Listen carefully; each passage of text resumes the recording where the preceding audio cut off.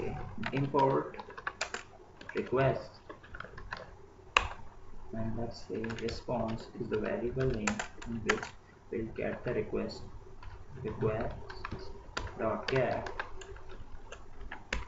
first URL as its argument,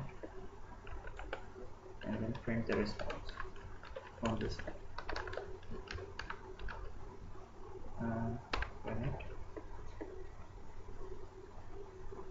response of 200.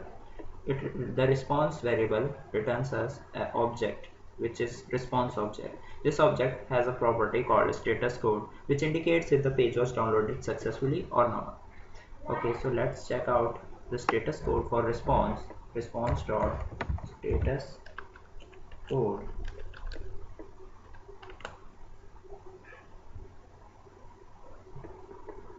200. A status code of 200 means that the page downloaded successfully.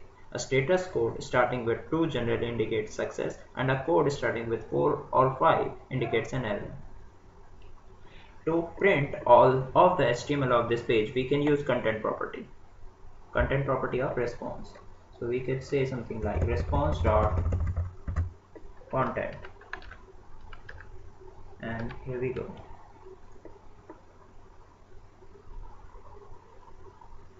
This is the content of that web page.